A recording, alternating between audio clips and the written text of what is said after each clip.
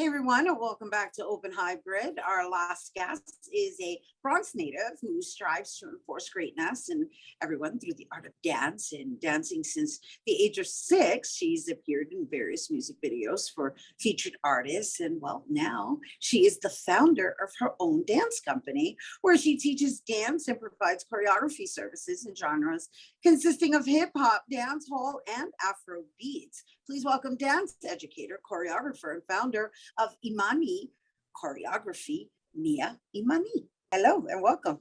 Hi, how are you?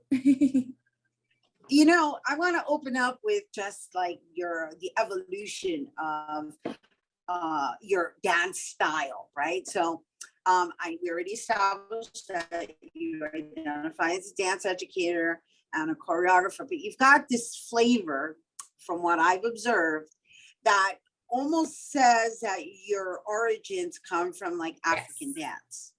So I started basically in dance classes. My mom enrolled me in classes when I was a little girl. I started off learning different genres, ballet, tap, jazz, and I also engaged in the style of African dances, so freely moving my body through the music of the drums. So I started with a couple of genres that led me to what I'm doing today. You can tell that there's a fusion, but it's very African dominant, which I find very fascinating. Yes. Because you, I guess I want to know like how you choose to fuse the choreography, because you can tell it's a compilation of different dance styles. Right. Yeah, it's all through the root of the actual dance style itself. So I incorporate some of the moves that were already created and incorporate and mix it through hip hop to kind of give a blend of, Afro-centric greatness and style. So, so let's talk about your dance company and where you're at with this. So currently I'm still in the works of Imanii Choreography. It started in 2020 in the height of the pandemic, where I really just wanted to showcase myself, because we were in the house and there were nothing to do. And, you get caught up in anxiety with the pandemic and COVID-19 and, it really affects you. So, Wait, but back up for 1 second, because I want to talk about that really quickly before you go on, right? So you saying it really affects you. So were you performing in person? Like what were your circumstances before having to be sheltered in place and now creating your own choreography? Yeah, so before I was participating in different dance classes, different talent shows. And then when we were shut down, I was forced to stay in the house.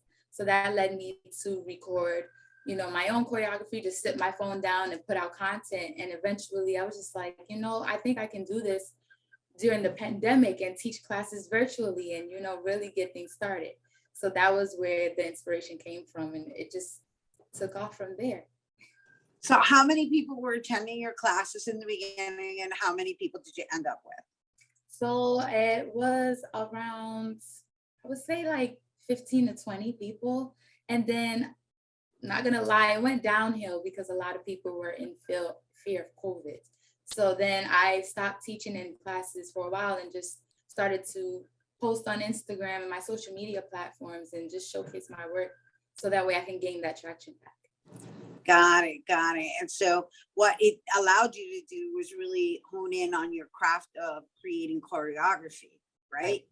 Right. And so, because when you teach in class, don't you find that it's repetitious, right? Like because you need the people to catch on, right? But when you're doing it yourself, now you're really diving into your abilities of which is where you're at now, infusing all of these different genres. So, so where are you now with the choreography? So right now I'm back on the stage. I'm back, dancing back up for different artists. Putting together visuals with other dancers and really pushing us forward into the, entertainment industry. So, I always love having this conversation with artists with regards to the pandemic, in the sense that a lot of people had to like rediscover themselves, and in some aspect, I almost feel like granted, we've all been through some really tumultuous times, and everyone has endured some serious hardships. But then there's a silver lining, and that I always like to bring out, just for the sake of remaining in the space of hope. And so, what did you learn about yourself in that process? Oh, that's a great question. I've learned not to limit myself because I know I was capable of so much more within myself. And just being in the house, I realized that, I am very creative than I think. And I tend to self-doubt myself, which is something that I'm still currently working on. But that's what I loved about the pandemic, because it just shows another side of you that you didn't know. And I relearned myself all over again. That was just the basis for me. Right, because everybody was forced to be with themselves in a way that you wouldn't normally be with yourself. So in that space of being with yourself and listening to what your mind is saying, and even though the doubts, all of those other aspects of what came with the spoon feeding of fear that was being put on our plates every single day. Like, that's for real. That's how I analyze it. I'm like, they've been filling us with plates full of fear, and so how do you overcome that, right? And what I've noticed is, like, with artists, they dived into their artistry even deeper, and possibly even experimented in areas that they weren't normally exercising. And so as a choreographer, as a dancer, as a dance educator, how did it serve you in sustaining your mental wellness? Well, I just learned to, like, through the moves, to just let things go, not to let, whatever I'm going through affect me, but putting it through the art of dance. And a lot of people helped me with that as well, like really pouring into me and really just looking at the positive side of, all of what's happening around us, and using dance as an outlet to express myself more. So with that, and then just relearning myself, it really brought everything together.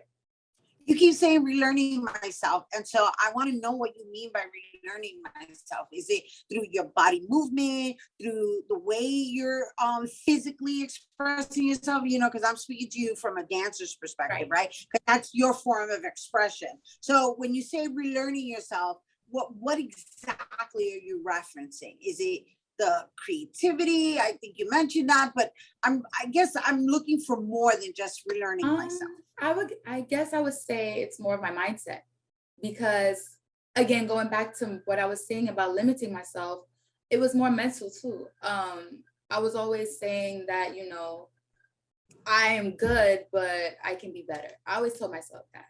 So watching other people also put out their content, I was, at first I was like, I'm not sure if I can do that. But then it took some time to really say, you know what, I'm going to get up and I'm going to do it. So my mindset definitely improved over time. So it's always an interesting conversation for me to have and engage in what are these possibilities that were created from having to be, like, placed in that corner. Right.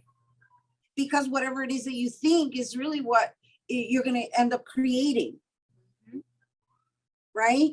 And so now, as confident and as clear as you present yourself as this dance educator and choreographer, and even through the videos that I've seen, I could see the evolution of your dance choreography. I could see it. And there's something that shifted in it. And so I need to know, like, what is it that is Imanii's choreography, how would we say it, like centric, like, like, what identifies your choreography? So what identifies my choreography is that I just express myself through the music itself, the lyrics. Like, I allow the lyrics to speak to me, and I show that in the moves and even in my face. Like, I just get really into it, and the energy alone, like, I just go all out. I give it my all.